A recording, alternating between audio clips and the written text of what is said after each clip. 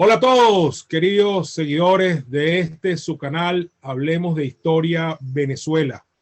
El día de hoy vamos a tener un invitado especial, el profesor Hanser González Sierralta, para hablar de uno de los personajes de la independencia más conocidos que hay en el país en cuanto a su existencia y su importancia, pero cuya trayectoria, acciones y legado es realmente bastante desconocida por la mayoría de los venezolanos. Se trata del general de división José Antonio Anzoátegui, que solo vivió 30 años y paradójicamente murió al día siguiente de haberlos cumplido en el mes de noviembre de 1819.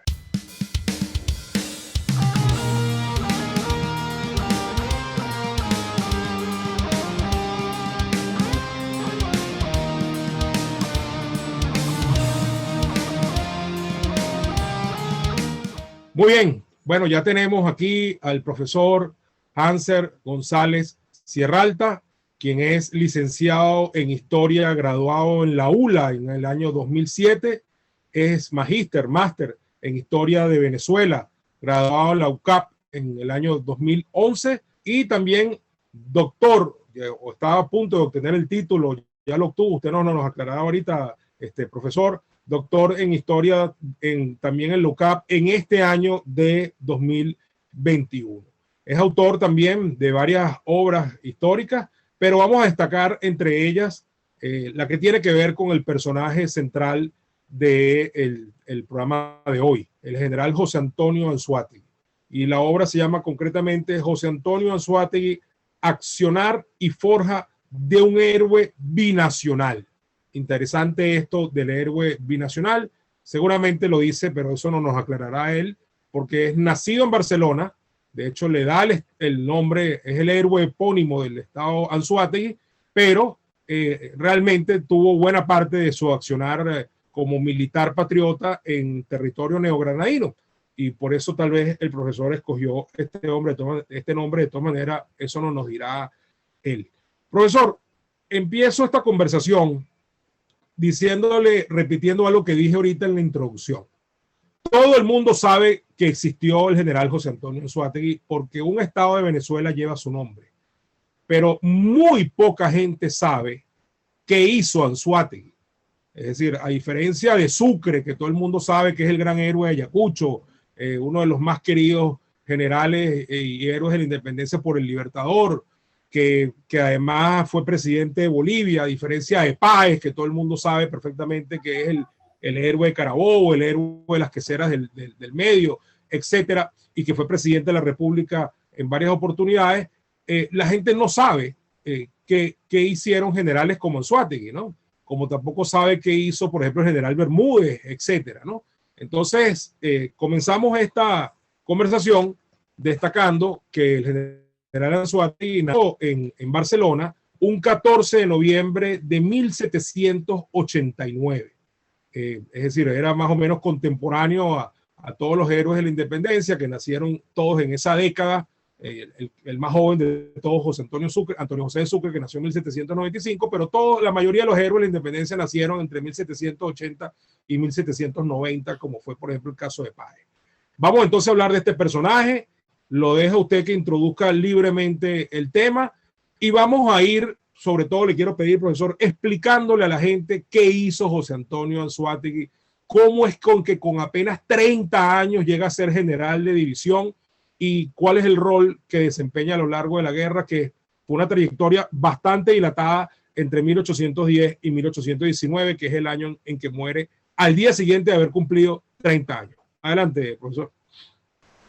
Bueno, profesor Cipriano, muchísimas gracias por la invitación. Primero que nada, agradecer a ustedes, a Historia de Venezuela, Hablemos de Historia de Venezuela, al profesor Luis Mellor también por la deferencia de tomarme en cuenta para participar en esta conversación, como usted lo señalaba en la introducción de la actividad, sobre uno de los personajes más representativos del proceso de guerra de independencia en Venezuela, como lo fue el general José Antonio Anzoátegui.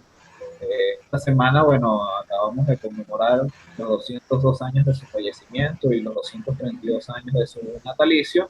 Y bueno, hemos querido compartir de forma gratuita nuestra publicación, este libro del que usted hacía referencia en la presentación. Es nuestra tesis de doctoral, la defendimos el año pasado, en julio del año pasado, en la Universidad Católica Andrés Bello, y este año la hemos editado como un libro que tiene el sello de la Universidad de los Andes, nuestra alma mater. Somos profesores de la Universidad de los Andes, de la Escuela de Historia de la ULA, y bueno, hemos decidido publicar el libro para que se conozca no solamente de la actuación accionar de José Antonio Anzoátegui en la Guerra de Independencia, sino también el proceso de construcción heroica de este personaje, que justamente se da a partir del año de su fallecimiento. Para aquellas personas que quieran consultar el libro, lo pueden ubicar por el link,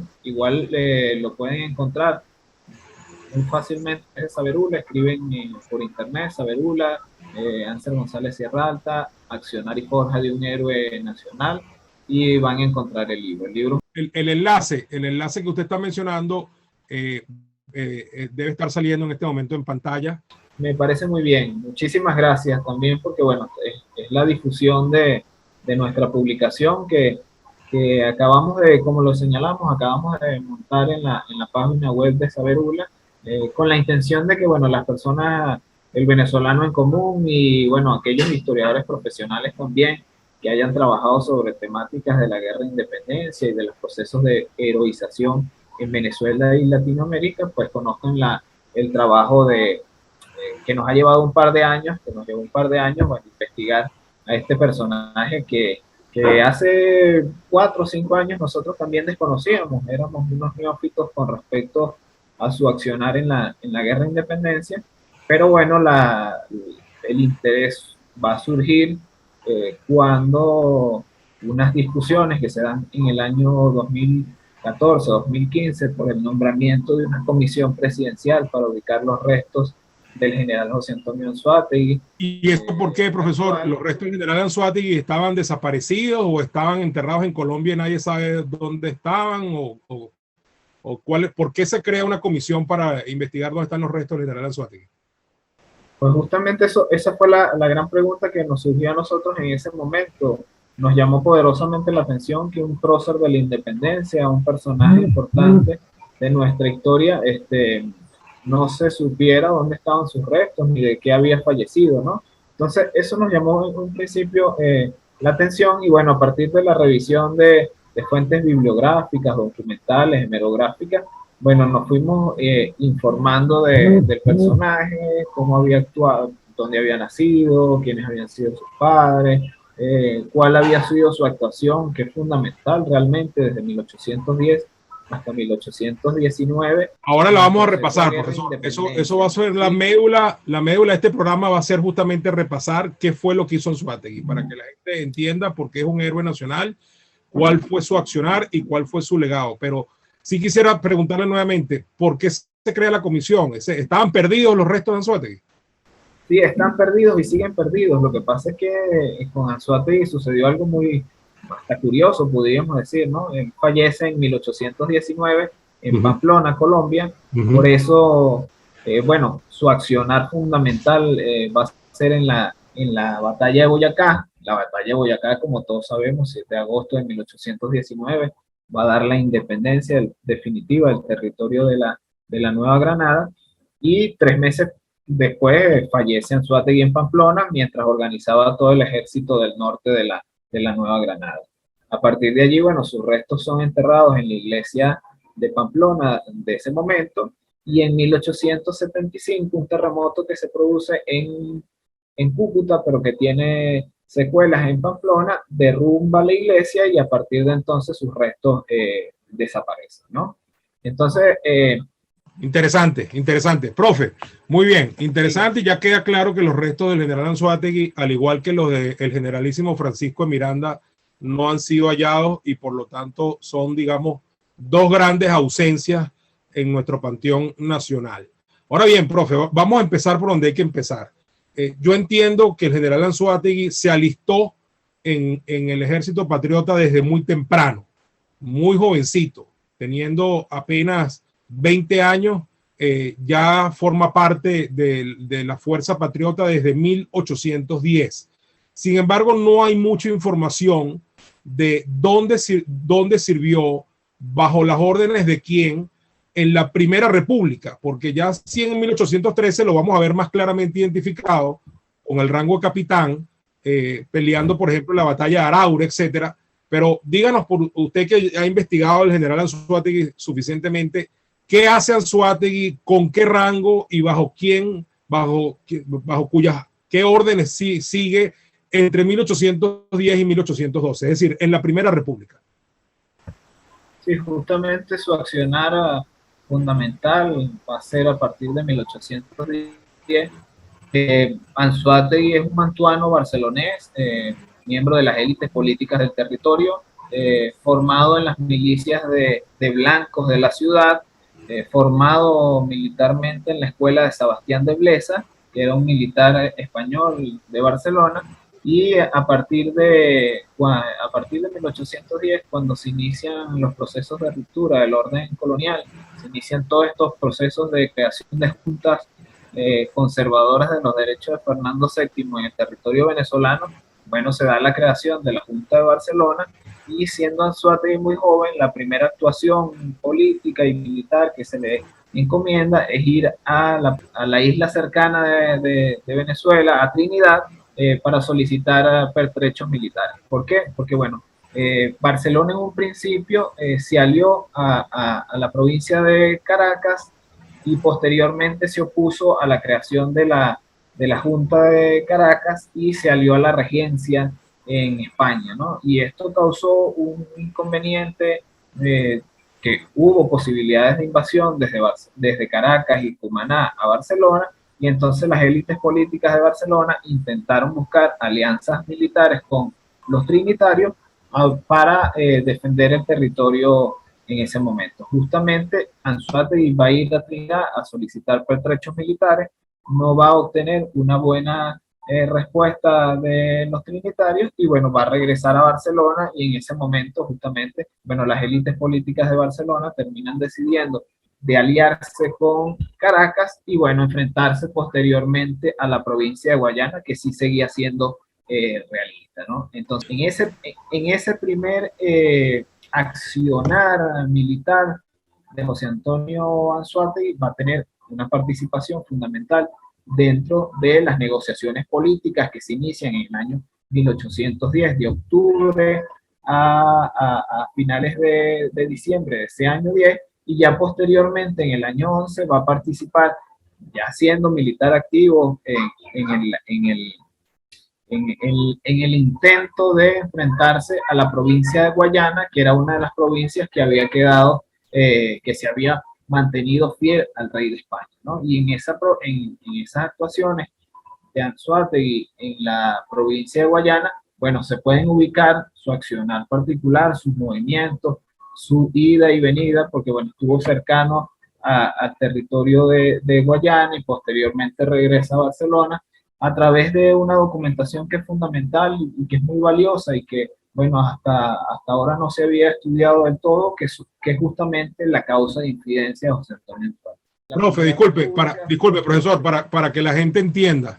Se llamaba entonces, en el orden colonial y durante las primeras fases de la independencia, causa de infidencia era básicamente un juicio penal, al cual, por supuesto, muchos patriotas fueron sometidos en las primeras de cambio, y algunos de ellos incluso condenados y sufriendo las penas respectivas. Pero la causa de infidencia básicamente es el nombre que se le daba en la época a un procedimiento penal. Profe, disculpe, pero voy a aprovechar que lo interrumpí un momentico para que avancemos, ¿no? Queda claro entonces que el accionar de Anzoátegui en la Primera República es básicamente en el oriente del país y una incursión en Guayana, ¿no? Sin embargo, bueno, como todos sabemos, en 1812 cae la Primera República tras los eventos polémicos de todo el primer semestre, el desorden reinante en nuestras filas, la poca popularidad de la causa de la independencia, el desacato a la autoridad de Miranda por buena parte de los jefes patriotas, el tema de que los esclavos rehusaron sumarse al Ejército Patriota a pesar del decreto y las leyes emitidas por la Junta y por Miranda. Y bueno, finalmente hay que decirlo, a alguna gente no le gusta que uno nombre esto, pero forma parte de nuestra historia, la caída de Puerto Cabello, que como lo dijo Miranda, fue una herida mortal para la República, ¿no? Buena parte de los republicanos se van a la Nueva Granada, concretamente huyen hacia Cartagena para tratar de reorganizarse allí. Es Anzoátegui uno de los patriotas que se va a Cartagena y por eso después lo vamos a ver figurando en el año 13 al lado del Libertador, o Anzoátegui se queda en territorio venezolano y se consigue con el Libertador en la campaña Admirable, pero aquí en Venezuela y no viene con él en la campaña del Magdalena. O sea, ¿viene con él desde Colombia o lo encuentra ya aquí en Venezuela? Y justamente Anzoátegui es un caso particular porque, bueno, uno de los próceres militares regionales de la independencia, luego del año 12, pudo haberse quedado tranquilamente en su territorio, pero no, decidió, bueno, establecerse en el centro del país, luchar junto a los militares que estuvieron posteriormente, que llegaron al territorio venezolano a través de la campaña Admirable. Y bueno, justamente después de la campaña Admirable, Bolívar a la cabeza en 1813, que Anzoátegui se integra al batallón Barlovento y está activamente desde el año 13 hasta el año 19 de su muerte, siendo muy cercano al Libertador. Va a ser su figura tutelar realmente, va a ser uno de los personajes más fieles al Libertador. No es casualidad que sea uno de los primeros nombrados en la Guardia de Honor del Libertador, y va a estar con él a partir del año 1813. Una vez que se le sigue su causa de infidencia, como lo señalamos anteriormente, va a estar preso en La Guaira, va a ser absuelto y en vez de regresar a Barcelona, bueno, se queda en Caracas y luego, como lo dije, va a estar en el batallón Barlovento y junto a Rafael Urdaneta, luego de la caída de la Segunda República en el año 14, va a retirarse hasta la Nueva Granada y va a estar en el año 14, 15 junto a Bolívar en la Nueva Granada, va a estar en Turbaco, va a estar participando en esa famosa reunión donde Bolívar deja el poder en el año 15 y bueno, se traslada junto a Bolívar a las Antillas y posteriormente en el año 16, bueno, está Bolívar en el desembarco del Cabo. Profesor, antes que lleguemos al año 16, que es muy importante, y es el año en que ya Anzoátegui primero obtiene ya un rango superior, y en segundo lugar va a entrar en esa fase tan interesante en la que entra la independencia a partir de ese año, que va a ser la fase definitiva, por llamarlo así. Pero antes de eso, digamos algo que me parece importante decirlo. En todo este periodo de la Segunda República, no vamos a ver a Anzoátegui nada más participando en la campaña Admirable y en lo que vino post campaña, que es que Bolívar tiene que regresar a los llanos centrooccidentales porque quedaron muchos focos realistas en el occidente del país, a pesar de que él tomó una ruta, Rivas tomó otra y venían haciendo un gran trabajo hasta que confluyeron todos en Caracas, pero tienen que regresar hacia el centro occidente, y allí ocurren muchas cosas. Primero las batallas de Bárbula, etcétera. Luego bajan a los llanos, se van hacia centro occidente, pierden en Tierrita Blanca, una zona cercana a Barquisimeto, pero finalmente Bolívar se desquita y cierra el año con broche de oro en la campaña, en la batalla de Araure, el 5 de diciembre de 1813, como ya dijimos, y ahí vemos a José Antonio Anzoátegui actuando con el rango de capitán. También lo vemos actuando en una de las batallas importantes del año 14, que a pesar de que desde marzo en adelante fueron puras derrotas, fracasos y terminó siendo, como se conoce en la historia, el año terrible. Sin embargo, vemos a Anzoátegui participando en una de las dos grandes victorias del año 14, que es la primera batalla de Carabobo. Porque así como La Puerta fue un sitio muy adversario siempre para la causa para la causa patriota, porque ahí se perdió siempre, Carabobo fue un sitio de suerte. Ahí se ganó en 1814 y ahí se selló la independencia en 1821. Pero vamos a ver a Anzoátegui peleando en esa batalla, en esa primera batalla de Carabobo que ocurre en el primer trimestre del año 12 y que junto a la Batalla de la Victoria son los dos grandes triunfos patriotas del año 14. De ahí en adelante, la verdad es que todo fue un desastre desde la Batalla de la Puerta en adelante. Bien, profe.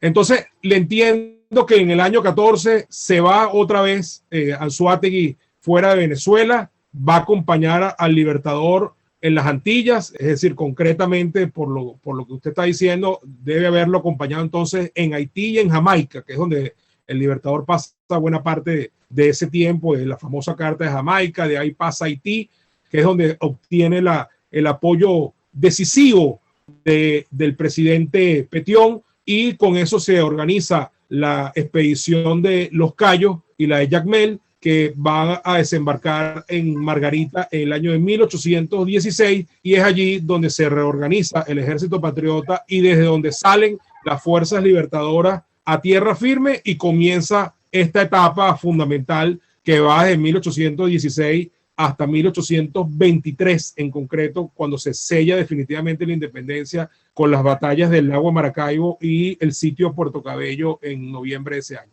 Muy bien, profe. Retomemos donde usted lo dejó. 1816, vemos a Anzoátegui acompañando a Bolívar, y si mal no me acuerdo, ese es el año exactamente en que Bolívar lo hace jefe de su guardia de honor. Adelante. Sí, justamente, previo a eso quisiera hacer un breve comentario. A diferencia del año 10 al año 12, donde gracias a la causa de infidencia hay una gran cantidad de documentación que permiten estudiar la actuación de José Antonio Anzoátegui, del año 13, del año 14 y del año 15 hay muy poca documentación. Nosotros nos pusimos a revisar no solamente las ediciones famosas de documentos de Venezuela, Memorias de Olear y entre otras que todos conocemos, hemos revisado también un conjunto de documentación del Archivo General de la Nación de Colombia, y bueno, hay muy poca documentación que permite observar con detenimiento las actuaciones de Anzoátegui en esos años. Esto no implica, bueno, que no esté, como usted bien lo ha señalado, en un conjunto de batallas, acciones y enfrentamientos durante esos años, que sí se reflejan en un documento, una publicación que es muy importante para identificar el accionar de Anzoátegui, que es su hoja de servicio militar, que se publica en 1894 por Manuel Landaeta Rosales, ¿no? Y entonces eso permite, bueno, ubicar a Anzoátegui en cada uno de los enfrentamientos bélicos de esos años, ¿no? Como usted bien lo señalaba, en 1816, bueno, llega Anzoátegui nuevamente al territorio venezolano, vuelve a su ciudad natal, a Barcelona, con todos estos enfrentamientos políticos que existen entre los jefes militares de la independencia, Bolívar, Piar, Mariño. Anzoátegui se queda en Barcelona y bueno, se alía por un tiempo con Piar, y lo vamos a ver en la primera gran actuación, como yo lo señalo, de forma militar en la batalla de San Félix. Va a ser Anzoátegui uno de los actuantes fundamentales dentro de los militares que ganan en la batalla de San Félix. La batalla de San Félix, como todos sabemos, bueno, le permite al ejército patriota ganar ese territorio, y posteriormente, una vez que salen expulsados de Angostura en ese momento, los militares realistas, bueno, tomar ese importante enclave militar que les va a permitir obtener no solamente recursos económicos importantes, sino también la navegación del río Orinoco, que les va a ser fundamental para comunicarse con el exterior, y el posterior evento fundamental que va a ser la invasión posteriormente al territorio de la Nueva Granada. En el año 18, todos sabemos, derrota tras derrota de Bolívar y su gente, bueno, hacen que cambien la perspectiva, ya no con la intención de tomar Caracas, sino bueno, cambiar y ver hacia el sur, y en este caso particular. Profesor, ya vamos a hablar del año 18 y el año 19, pero vamos a primero terminar el tema del 1816 y 1817, porque usted dijo un par de cosas que me llamaron la atención.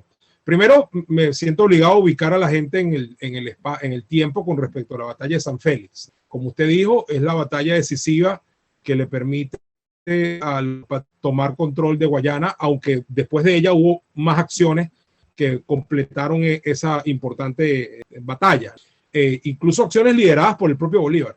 Sin embargo, hay que ubicar a la gente diciéndole que hubo dos grandes batallas que permitieron este control territorial de Guayana. La del Juncal en 1816 y la de San Félix, que es la de 1817. No nos distraigamos mucho aquí, pero me llamó mucho la atención su comentario de que Anzoátegui se alía con Piar. Me imagino que esa alianza es meramente militar para darle lugar, posibilidad a esta victoria de San Félix, porque si fue una alianza política, querría decir que entonces hubo un momento de debilidad, de flaqueza, etcétera, en la que Anzoátegui podría haber caído en un tema de deslealtad hacia Bolívar, porque evidentemente lo de Piar y Bolívar no empezó en el año 17. La rivalidad de Piar y Bolívar era vieja.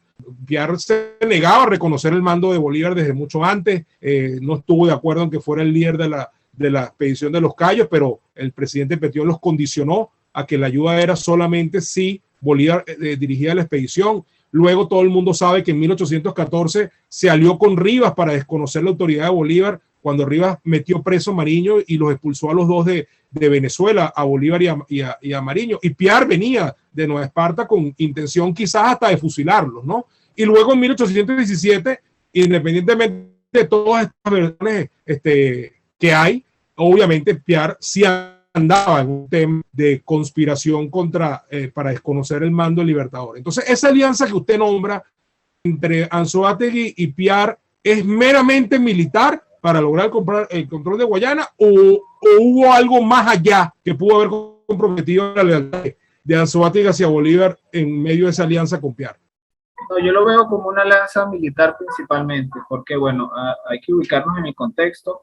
Una vez que se da el desembarco de los Cayos, Anzoátegui se queda en el territorio venezolano, Bolívar sale del territorio venezolano, y bueno, eso le permite a Anzoátegui volver a Barcelona y estar junto a Piar en todos estos procesos bélicos de los años 16 y 17, ¿no? Si lo observamos con detenimiento, siempre va a ser Anzoátegui una figura tutelar fundamental de su relación con Bolívar, ¿no?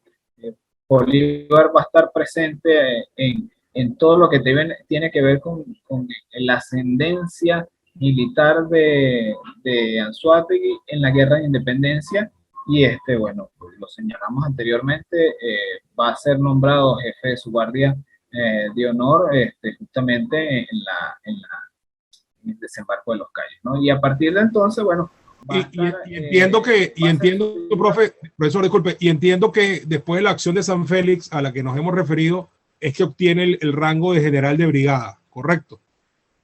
Correcto, sí. Es toda una discusión porque ese ascenso militar posteriormente Bolívar no lo va a aceptar. Bolívar le va a dar otro ascenso militar, el mismo rango que le correspondió, pero bueno, en desconocimiento evidentemente de lo realizado por Piar. El tema, todo este tema aquí se enfrasca en un tema que es muy importante, que tiene que ver con las discusiones políticas, militares, que existían entre los grandes caudillos del proceso de guerra de independencia. Piar va a ser en el año 1817 el mejor armado, el que ha obtenido una batalla fundamental e importante en la guerra de independencia, y Bolívar estaba en ese momento justo en una de sus etapas más difíciles, ¿no? A pesar de ello, cuando regresa nuevamente al territorio venezolano, Piar le da el mando de todos sus ejércitos a Bolívar, y bueno, se inicia lo que ya posteriormente todos sabemos, que es el juicio a Piar, con una excusa fundamental que Piar quería, bueno, atacar a los blancos, etcétera, etcétera, pero yo lo leo desde otra perspectiva, lo veo como la necesidad que tenía Bolívar de sacarse de encima al militar más importante de ese momento, al que le había hecho oposición en varias oportunidades, al que tenía mejor armamento militar, militares a su favor, y además tenía un prestigio importante dentro de los militares. Bueno, todos los enfrentamientos que usted mismo ha señalado hablan de ello, ¿no? Entonces, esto lo estudia muy bien con detenimiento un historiador francés que ha hecho un trabajo fundamental sobre la guerra de independencia en Venezuela, que se llama Clement Thibault. Él tiene un libro que se llama Ejércitos en Armas, la construcción de los ejércitos republicanos y patriotas en Venezuela y Colombia. Es un libro muy extenso, publicado, es su tesis doctoral, publicada en la versión española por Planeta Colombia en el año, si mal no recuerdo, 2014-2015, que es fundamental para estudiar todos estos casos, porque bueno, él se enfoca en los militares de la guerra de independencia y en el proceso de creación de los grupos políticos que habían al interno de cada uno de estos grandes militares. Y bueno, dentro de estos grandes militares ubicamos a Anzoátegui siempre del lado de Bolívar. Ahora, profesor, fíjense bien, qué interesante. No vamos a enfocarnos aquí porque tenemos todavía que hablar del año 18 y del año 19, pero qué interesante que usted nombre y el enfoque que le da a la verdadera causa que está detrás de la EPIAR. Yo comparto buena parte de su visión. Bolívar básicamente lo que quería era acabar ya definitivamente la discusión sobre el tema del mando y su autoridad como jefe supremo de los ejércitos patriotas, que ya ostentaba el cargo, pero que seguían los problemas de liderazgo atrás. Ahora, yo no puedo dejar nunca de mencionar, cuando toco este tema, algo muy significativo. Claro, el fusilado es Piar por todas las razones que usted dice. Tenía prestigio, tenía hombres, tenía en su haber nada más y nada menos que ser el héroe de dos de las batallas más recientes e importantes, como eran el Juncal y San Félix, etcétera. Pero caramba, profesor, ese mismo año, en 1817, apenas semanas antes, Mariño había convocado un congreso en Cariaco y también desconoció la autoridad del Libertador. Entonces uno se termina preguntando necesariamente ¿por qué Piar y no Mariño? ¿O por qué no los dos? Y aquí es donde siempre me viene a mí el siguiente razonamiento. No solamente que la rencilla con Piar era más vieja, más bien con Mariño y Bolívar habían tenido muchas diferencias, pero al final habían sido compañeros de desgracia muchas veces. En la huida a Oriente en el año 14, en la expulsión de Rivas también ese mismo año, en el exilio, etcétera. Pero al final Mariño también quería ser el jefe, ¿no? Y conspiraba contra él. Ahora, ¿por qué Piar y no Mariño? Y yo digo, bueno, sin duda alguna, y tiene también que ver con lo de Miranda, el tema de las castas influía muchísimo. Piar era blancos o azules, catire, era bien parecido, o sea, que él hubiera realmente desatado una guerra contra los blancos, a mí no me cuadra muy bien, pero oficialmente era un mulato, porque oficialmente sus padres eran una pareja curazoleña, y él era como era, ¿no? Sin embargo, a pesar de que eso era lo oficial, todos sabemos que hay una otra versión de cuál es el verdadero origen de Piar, pero en definitiva, Piar no era mantuano. Y yo creo que al final eso pesaba mucho todavía para ese momento en las decisiones que se tomaban en el alto mando patriota. Sí, justamente hablamos de Clement Thibault. Clement Thibault hace la misma señalización. Miren, en el año 16-17 tranquilamente se pudo fusilar a Mariño, a Bermúdez, todos iban en contra de Bolívar, pero Bolívar justamente, yo creo con usted y lo comparto, creo que tiene que ver algo realmente con las luchas de castas que todavía existían en el proceso de guerra de independencia. La sociedad no va a cambiar de la noche a la mañana. Bueno, los mantuanos eran uno de los grupos representativos de la sociedad y bueno, seguían viendo, a pesar de sus cambios y transformaciones, a pesar de que la guerra los había hecho modificar de pensamiento, seguía existiendo a lo interno de su idea, de su fundamentación, estaba presente allí el tema de las castas. Yo creo que es inevitable no tenerlo allí en cuenta, y además antes de terminar, quería señalar rapidito que bueno, el juicio seguido a Piar, donde está toda la documentación, hay una justificación que señala que bueno, que si Piar, ¿por qué quería atacar a los blancos? Iba a buscar a Anzoátegui como uno de sus aliados para hacerlo, ¿no? Eso. Muy bien, profesor. Hemos entonces ya recorrido todo lo que es toda esta parte de la Primera República, la Segunda República, y bueno, todo lo que empieza a acontecer a partir del año 16, cuando el Libertador regresa a Venezuela con la expedición de los Cayos, luego la de Jacmel, y de Margarita se pasa a tierra firme y viene toda esta ocupación del oriente. Anzoátegui, como usted dijo, está en Barcelona, después se alía con Piar militarmente para la recuperación de Guayana. Ocurre en el año 16 la batalla de Juncal, en el año 17 la batalla de San Félix. Le hemos pasado ya revista al tema de Piar, ese polémico acontecimiento de la historia venezolana. Y bueno, creo que es hora entonces de pasar a los últimos 2 años de vida del general Anzoátegui. Uno de ellos, el año siguiente, el año 18, es un año importante. Ya Guayana está bajo control patriota, y el Libertador realiza lo que se llama la campaña del centro. En esta campaña va recorriendo el país de este a oeste por el medio del país, recorre los llanos hasta cierto punto. Es en medio de esta campaña que se conocen Bolívar y Páez en ese año 18, en el Hato Cañafístola. Y corríjame usted, profesor, pero en algún lado leí que Anzoátegui sirvió en algún momento determinado bajo las de Páez, y necesariamente tendría que haber sido en ese año 18 o como muy tarde a principios del 19, porque ya después empieza la campaña hacia la Nueva Granada y Anzoátegui se va con Bolívar en la campaña de la Nueva Granada. Adelante, profesor. Sí, justamente Anzoátegui está con Páez a finales del 18, principios de, ¿no? Como usted bien lo señalaba, el año 18 es de enfrentamientos muy fuertes a nivel militar en el centro del país, casi todas, la gran mayoría de derrotas del ejército patriota.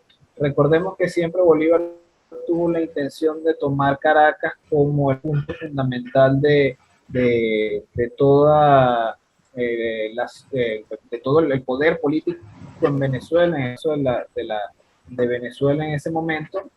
Pero las derrotas son muy fuertes, lo que le permite evidentemente haber tomado previamente a Guayana, es retomar ese espacio, volver a Guayana, recuperarse, y en ese año 18 José Antonio Anzoátegui va a tener una tarea fundamental, es buscar indígenas de las misiones del Caroní y crear un gran ejército de unos aproximadamente 3.000 indígenas, que ese va a ser un tema también muy candente en todo lo que tiene que ver con su accionar en la independencia, ¿no? ¿Por qué? Porque, bueno, algunos autores, el mismo Bolívar lo señala en algunas correspondencias, que Anzoátegui trató muy bien a estos indígenas, pero algunos autores como Alexander, que fue un inglés que vino a Venezuela en el periodo de la independencia y de unos testimonios muy interesantes en sus memorias, pues bueno, muestran que la actuación de Anzoátegui no fue tan buena como lo hace ver la historiografía y, bueno, las correspondencias de Bolívar, ¿no? Pero en el año 18 principalmente Anzoátegui está enfocado en eso. Está como miembro de la Guardia no Presidencial, lo encomiendan a buscar indígenas en las misiones de Caroní. Luego regresa a Guayana con este contingente importante de indígenas que participaron en la independencia en esos años 18 y 19, que algunos de ellos vivirán y irán hasta la Nueva Granada, otros morirán en los enfrentamientos iniciales del año, de finales del 18. Y la intención de Bolívar era enviar a ese contingente de militares, nuevos militares, porque, bueno, la formación profesional no era tal, enviarlos a Margarita, y luego al final de cuentas cambia de opinión y los envía a los llanos, y ahí a finales del 18 y principios del 19 es que José Antonio Anzoátegui está junto a José Antonio Páez en los llanos venezolanos, ¿no?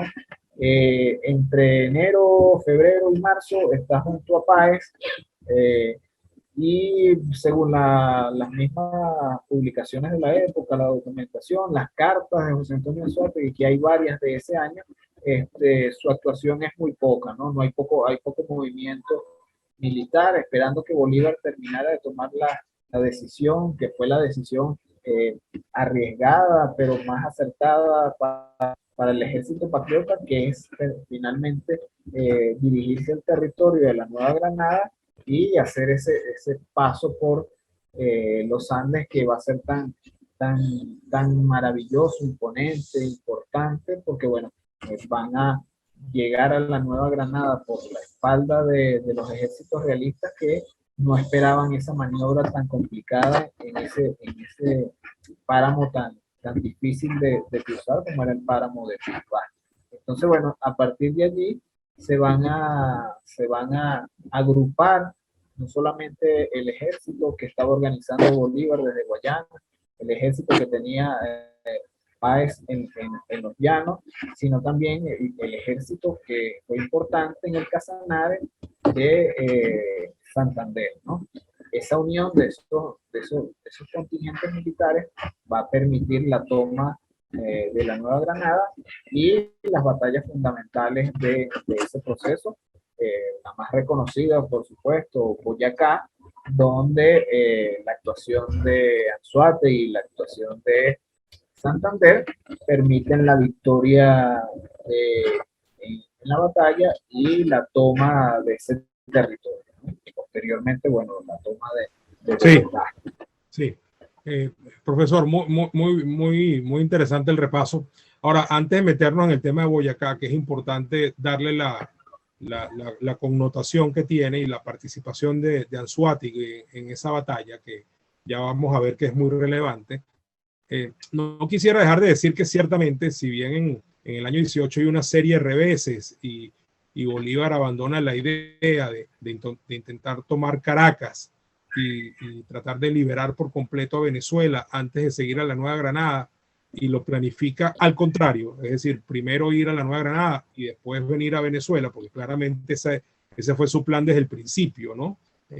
Además, hay que reconocer que el Libertador siempre tuvo en mente a Venezuela y a Caracas en particular, ¿no? Y de hecho vino por ella más de una vez, ¿no? A lo largo de toda la guerra de independencia, ¿no? Pero hay que decir también que entre el año 18 y el año 19, antes de la campaña de la Nueva Granada, ocurrieron cosas favorables a la causa de la independencia, ¿no? No nos olvidemos de acciones como, por ejemplo, las queseras del medio, que es en ese periodo. La toma de las flecheras, profesor, que es una acción militar única o casi única en el mundo, ¿no? He leído que son contados, muy contados, escasísimos, los ejemplos en los cuales una caballería asalta balsas en el agua, o sea, no ancladas o embarcaciones en el agua, o sea, no anclados, sino en plena navegación, ¿no? En este caso, en el agua, anclados, pero esperando atacar, y fue Páez quien los sorprendió a ellos, lanzándose con los llaneros en el río y brincando desde los lomos de los caballos hacia las balsas que eran las flecheras, ¿no? Y el mismo Bolívar dijo que si no hubiera presenciado con sus propios ojos esa acción, no lo hubiera creído si se lo hubieran contado, porque como digo, es una acción casi única en la historia de la humanidad. Pero bueno, efectivamente, profesor, llegamos al año 19, Anzoátegui se va con Bolívar, va formando parte de esta travesía del cruce de los páramos, la llegada por donde menos se esperaban los españoles, y bueno, obviamente nos estamos saltando la batalla del Pantano de Vargas, donde el gran héroe termina siendo el coronel Juan José Rondón. No tengo clara cuál fue la participación del general Anzoátegui en la batalla del Pantano de Vargas, que es el 25 de julio de 1819, y finalmente pues está la batalla de Boyacá, que es el 7 de agosto de ese mismo año, donde entiendo que el general Anzoátegui, y se lo tengo más claro, es el jefe de la retaguardia del ejército, y como jefe de la retaguardia del ejército libertador, le va a tocar desempeñar una misión importantísima, porque en esta batalla, a diferencia de muchas otras, la retaguardia sí entró en combate. Y no solamente fue que entró en combate, sino que cumplió un rol fundamental para el resultado que tuvo esta batalla. Sí, así es, justamente. Va a ser Boyacá una de las 4 grandes batallas de esa campaña militar, donde José Antonio Anzoátegui va a tener una participación fundamental, siendo integrante del ejército de retaguardia de Bolívar. Los que han estudiado con detenimiento la batalla, no es nuestro caso en particular, nosotros la analizamos en función de la construcción heroica de José Antonio Anzoátegui. Han determinado que casi que fueron 2 batallas completamente por separado. en el mismo territorio, pero con jefes y líderes particulares, ¿no? Por un lado estaba Santander y por el otro lado estaba también Anzoátegui, que le va a tocar la importante tarea de tomar el puente de Boyacá realmente, y allí es donde de su actuación va a ser descollante y va a permitir justamente su construcción heroica a partir de ese hecho, ¿no? Cuando uno, normalmente cuando se estudia un prócer de la guerra de independencia, bueno, siempre se exaltan sus actuaciones militares, y la de Boyacá es la más destacada, en la cual José Antonio Anzoátegui tiene una importancia fundamental, ¿no? Porque además, profesor, bueno, disculpe que lo interrumpa aquí, pero qué importante lo que está diciendo, ¿no?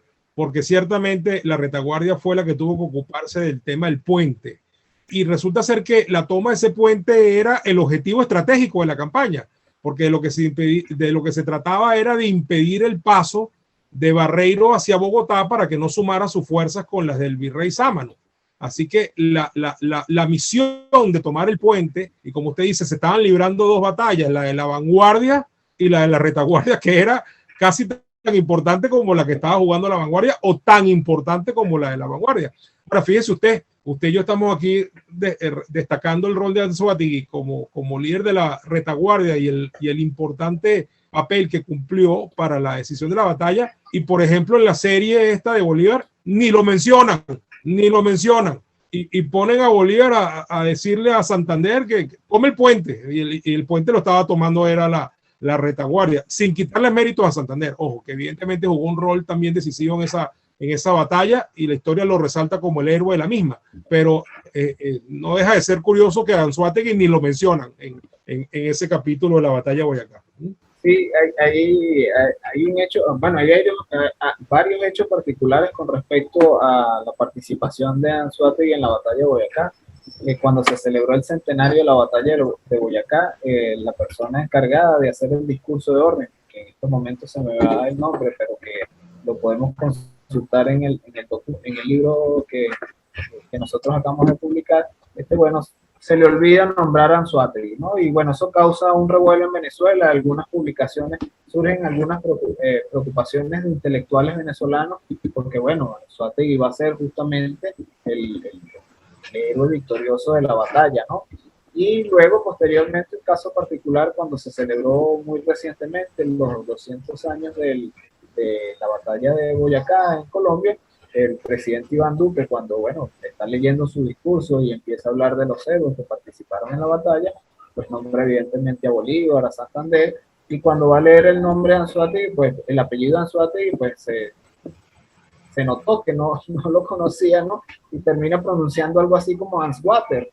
Entonces eso nos llamó a nosotros poderosamente la atención, porque a pesar de que, bueno, Anzoátegui es un héroe que se le sigue culto en Venezuela, evidentemente, y también se le sigue culto en Colombia, pues tampoco es que sea un personaje muy reconocido, valorado, pareciera que por las autoridades de ese territorio, ¿no? A pesar de que, bueno, ahí mira, estatuas en honor a Anzoátegui en Bogotá, uno de los territorios de una provincia muy importante lleva su apellido, y bueno, dentro del campo de Boyacá, donde está el puente cercano, donde hay unas figuras heroicas allí, hay un a José Antonio Anzoátegui, ¿no? Sí, pero evidentemente resulta muy evidente que no le han dado el lugar que le corresponde, tal vez incluso para no, digo yo, ¿no?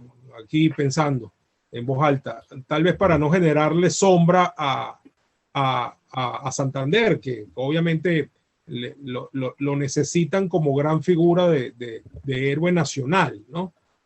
Porque al final todos éramos y no éramos lo mismo, porque obviamente formamos parte todos de una misma república en su momento, que era la República de Colombia, que en ese momento no estaba creada todavía éramos venezolanos y neogranadinos, aunque estábamos formando el mismo ejército, pero efectivamente ya después era muy, muy importante tener un héroe nacional, que a pesar de que no le disputa el tema del libertador a Bolívar, digamos, sí es ahí está representada la identidad nacional colombiana de estos tiempos, ¿no? Eso se puede entender, Ahora, profesor, vamos ya a ir destacando el tema de lo que viene inmediatamente después.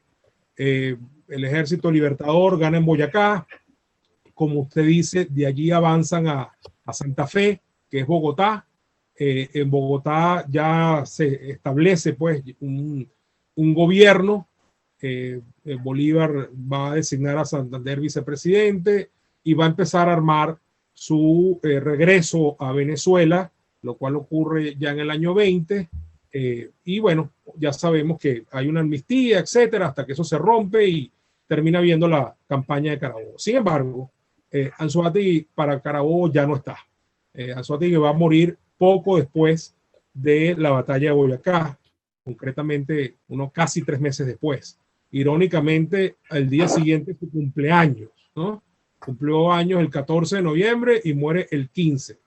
Y empezamos hablando por el final, y aquí hicimos un ejercicio un poco extraño, ¿no? Porque empezamos hablando de la muerte de Anzoátegui, que los restos estaban desaparecidos, y tenemos que volver necesariamente a este punto, ¿no?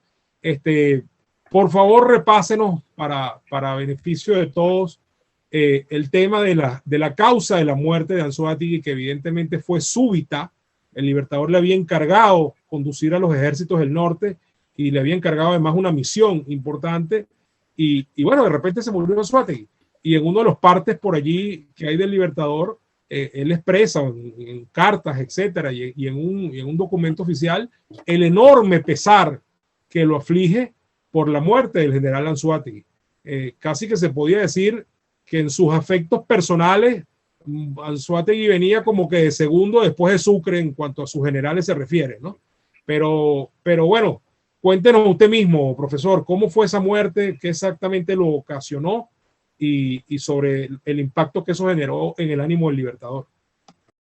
Justamente el año 19 es un año interesantísimo para todo aquel que se acerque a la figura heroica de José Antonio Anzoátegui, su victoria en Boyacá, su exaltación un mes después cuando Bolívar organiza y el Cabildo de Bogotá organizan todas las homenajes y conmemoraciones a los libertadores en una entrada apoteósica a Bogotá, donde Bolívar, como lo relatan los documentos de la época, bueno, le da las gracias tanto a Santander como a Anzoátegui, que son los grandes libertadores de ese territorio. Luego, como usted también lo señaló, Santander se encarga del gobierno en la Nueva Granada y le corresponde a José Antonio Anzoátegui un trabajo fundamental,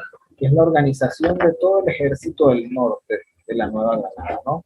Un contingente importante de militares queda a su mando, y bueno, con la intención evidentemente de regresar al territorio venezolano cuando Bolívar se lo pidiese.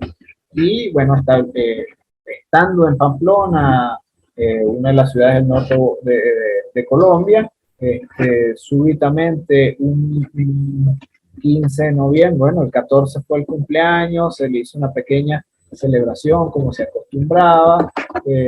El hombre se empezó a sentir mal a la 1 del mediodía, se retira a su habitación, cuando lo van a ver nuevamente está desmayado, tiene una calentura muy fuerte, pierde el conocimiento por completo y al día siguiente, el 15 a las 10 de la noche, fallece, ¿no? Sobre la muerte de Anzoátegui se han tejido una cantidad considerable de supuestas causas, ¿no? Que van desde un envenenamiento por parte de espías españoles, el intento de envenenamiento por parte de Santander, que algunos lo quieren hacer ver en ese momento como un rival para Anzoátegui. Parecía todo lo contrario. En las comunicaciones y correspondencias que ambos tenían, se trataban con respeto, con admiración. Además habían participado en esa campaña tan importante del año 19. También se ha dicho, bueno, que Anzoátegui muere, que hay una peste en el ejército de ese momento, algunas de las causas que se han señalado es fiebre, tifus, cólera, morbo, etcétera, etcétera, ¿no? ¿Qué hicimos nosotros en nuestra investigación que nos permitió tratar de acercarnos a la realidad sobre las causas de la muerte, ¿no? Bueno, primero que nada, evidentemente, revisar la documentación de la época, qué se decía en esas cartas que justo antes de su fallecimiento está José Antonio Anzoátegui redactando, haciendo informes del movimiento de las tropas enemigas, informando de la alimentación de su ejército. Estuvo muy activo hasta el 10, hasta el 14 de noviembre, que fue el día del cumpleaños y el día de la celebración, ¿no? Y hay documentación, cartas de Anzoátegui hasta el 13, si mal no recuerdo, que está muy activo, ¿no? Entonces, ¿qué hicimos nosotros? Bueno, revisamos la historiografía sobre el personaje. Hay aproximadamente unos 32, 34 libros, artículos, biografías, y cada uno de ellos va dando una causa de muerte, ¿no? Y hay un libro que nosotros consideramos fundamental y creemos que es el más importante, es un libro de un médico cucuteño, Alirio Sánchez Mendoza, publicado en 1991, que se titula José Antonio Anzoátegui, las causas de su muerte, una historia clínica poco ortodoxa, ¿no? Es un libro escasamente conocido en Venezuela, ¿no? Para aquellos autores que publicaron, bueno, en los años 90 y en los años 2000 biografías sobre Anzoátegui, ninguno lo trabaja. Nos parece muy extraño porque es una edición muy bonita, reconocida en Colombia, además se encuentra fácilmente por internet. Él va haciendo un estudio detallado de las supuestas causas de muerte y las va descartando. Además, él es médico y va a determinar, en el caso de él, lo plantea así, que la muerte a través de un accidente cerebrovascular. ACV que le da a José Antonio Anzoátegui. Nosotros creemos que esa puede ser la más cercana de las causas de fallecimiento.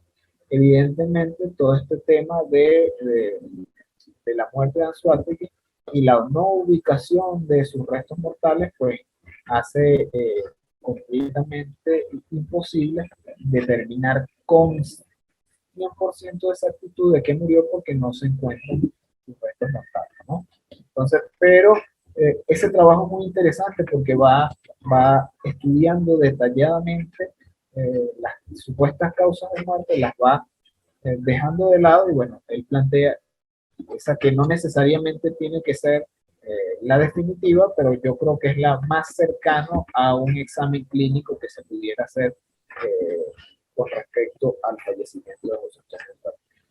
Quisiera resaltar algo antes de darte la palabra nuevamente, porque en el caso de la construcción de los héroes, de terminar el nacimiento y la muerte, son puntos fundamentales, ¿no?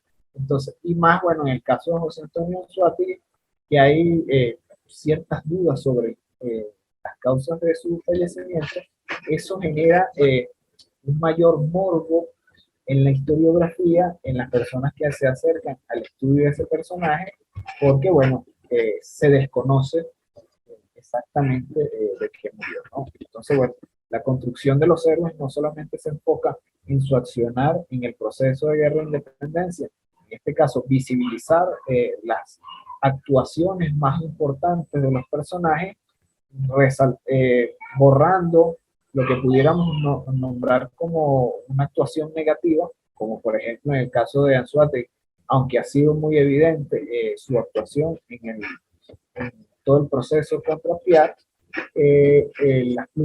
las publicaciones, la historiografía sobre José Antonio Anzoátegui han resaltado principalmente sus hechos más significativos y han intentado borrar un poco los hechos donde pudiéramos encontrar alguna contradicción del personaje, algún hecho oscuro que no permita una mejor visibilización de un héroe fundamental del proceso de guerra de independencia. Profesor, muy interesante.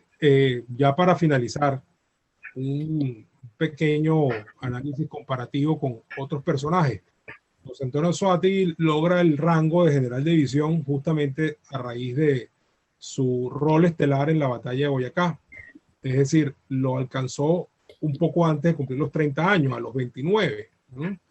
Creo que pocos generales llegaron a ese nivel antes de cumplir los 30 años, ¿no? Sin duda alguna, obviamente, apartando a Bolívar, ¿no? Que en el año 13, que es el año en que cumple 30 años, ya viene como gran líder de la campaña admirable, con todos los galones y además proclamado libertador en Mérida, ¿no? Antes justamente de que cumpliera los 30 años. El mariscal Sucre, evidentemente, en el año 24, cuando ya se convierte en el gran mariscal de Ayacucho, ya lo era, general de, no sé si en jefe, pero por lo menos de división sí lo era, y tenía 29 años, ¿no? El general Páez, cuando llega a Carabobo en el año 21, recién cumplió los 31 años, quiere decir que cuando tenía 30 ya lo era, ya era general de división. No recuerdo más ejemplos, no tengo claro en qué año llegó Piar a ser general en jefe y Mariño, pero no pasa de allí.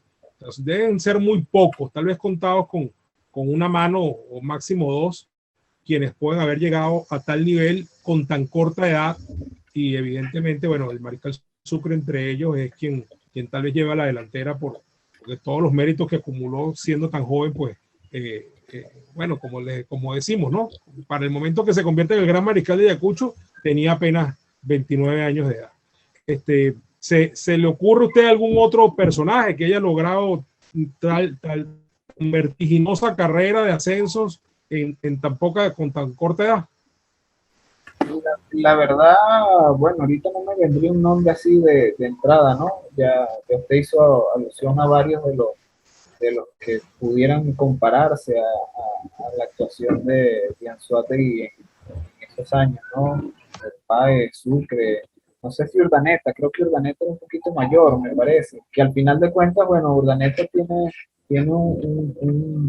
una participación también interesante allí luego del fallecimiento de Anzoátegui, porque bueno, se encargan justamente él de ese ejército del norte, ¿no?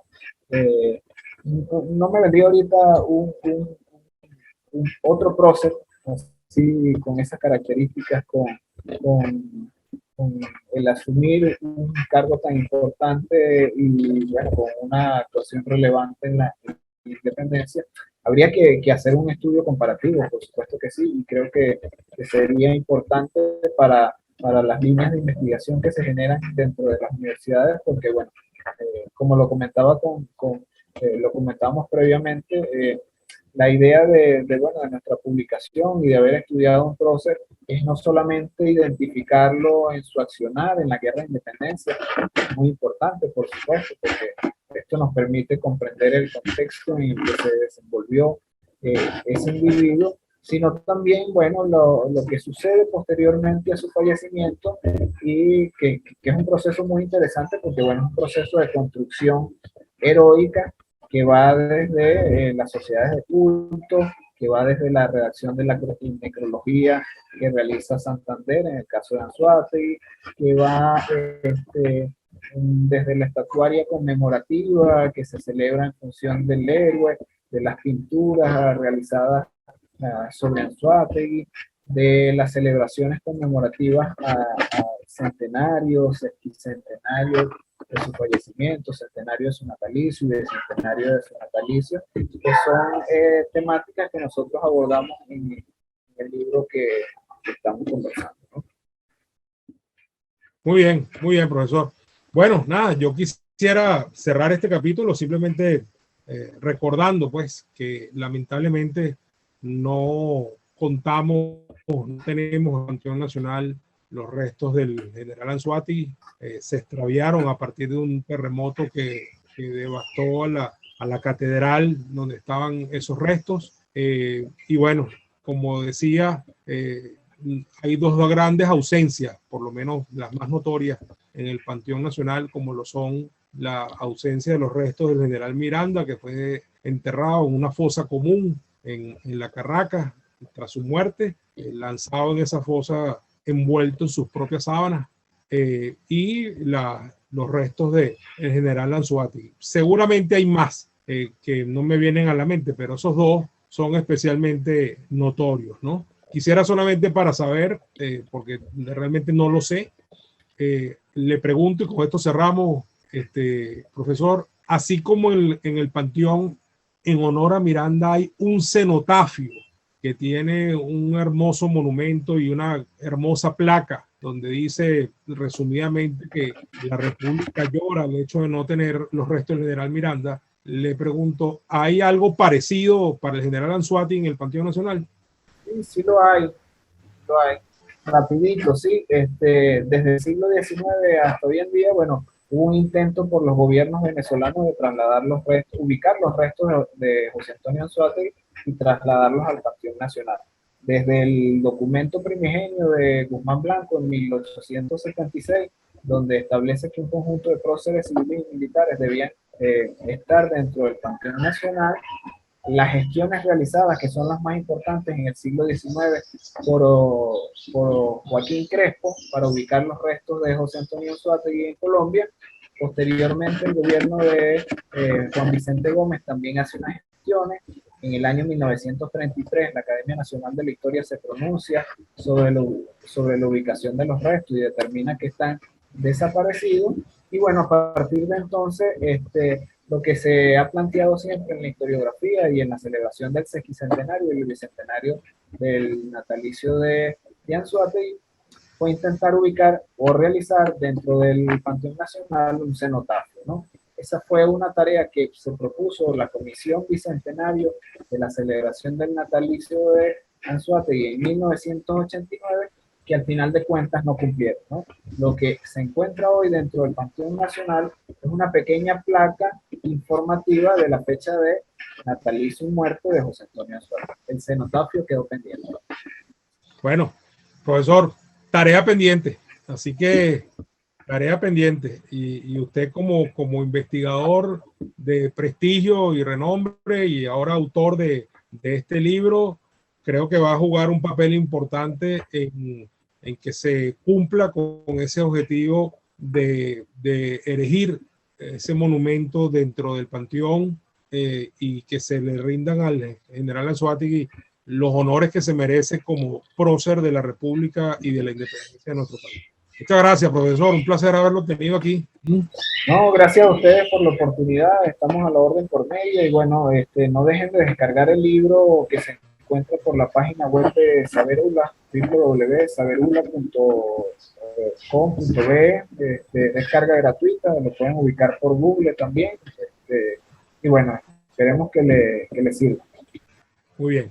Bueno, muchísimas gracias. Esto ha sido todo por hoy en la entrega de este programa sobre el general José Antonio Anzoátegui, un héroe cuya existencia todo el mundo conoce, pero cuya trayectoria en realidad es poco conocida, por lo que agradecemos al profesor que nos ha venido acompañando el día de hoy, el profesor Hanser González Sierralta, y además, pues los invitamos a ver este y todos los capítulos que ustedes tengan a bien según su interés. Nuevamente agradecido, profesor, y ahora sí, pues nos despedimos. Hasta la próxima.